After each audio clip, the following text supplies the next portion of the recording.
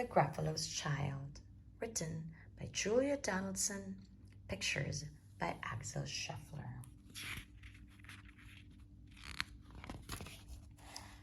The Gruffalo said that no Gruffalo should ever set foot in the deep dark wood. Why not? Why not? Because if you do, the big bad mouse will be after you. I met him once, said the Gruffalo. I met him a long, long time ago. What does he look like? Tell me, Dad. Is he terribly big and terribly bad? I can't quite remember, the Gruffalo said. Then he thought for a minute and scratched his head. The big bad mouse is terribly strong, and his scaly tail is terribly long. His eyes are like pools of terrible fire, and his terrible whiskers are tougher than wire.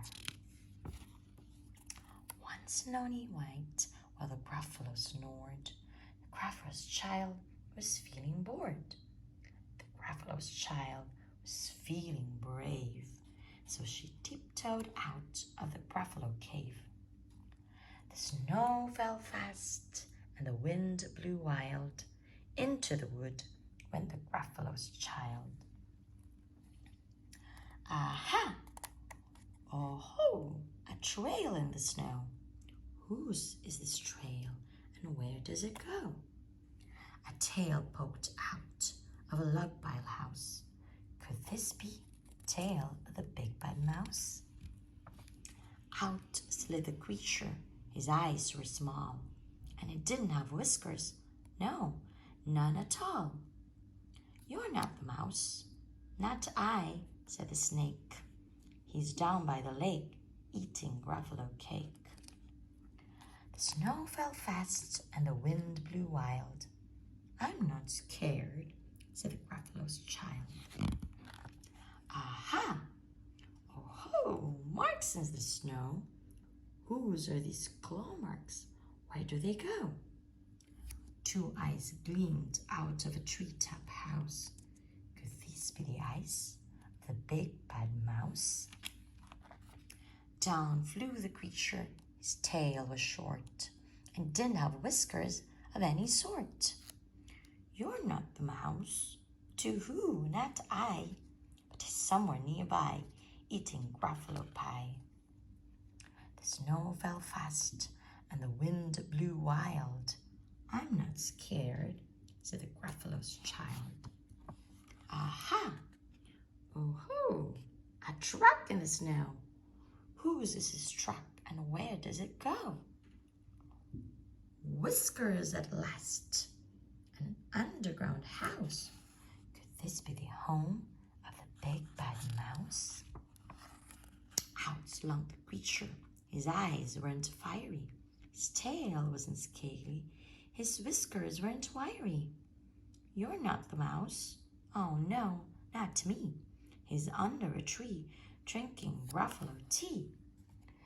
It's all a trick, said the Gruffalo's child, as she sat on a stump where the snow lay piled. I don't believe in the big bad mouse. But here comes a little one out of his house. Not big, not bad, but a mouse at least. He'll taste as good as a midnight feast. Wait, said the mouse, before you eat, there's a friend of mine that you ought to meet. If you let me hop onto a hazel twig, I'll beckon my friend so bad and big. The Gruffalo's child unclenched her fist. The big bad mouse, so he does exist. The mouse hopped into the hazel tree. He beckoned and said, just wait and see. Out came the moon. It was bright and round. A terrible shadow fell onto the ground. Who is this creature so big, bad, and strong? His tail and his whiskers are terribly long. His ears are enormous, and over his shoulder he carries a nut as big as a boulder. The big bad mouse! Yelled the Gruffalo's child. The mouse jumped down from the twig and smiled. Aha! Oh ho! Prints in the snow. Whose are these footprints? Where do they go?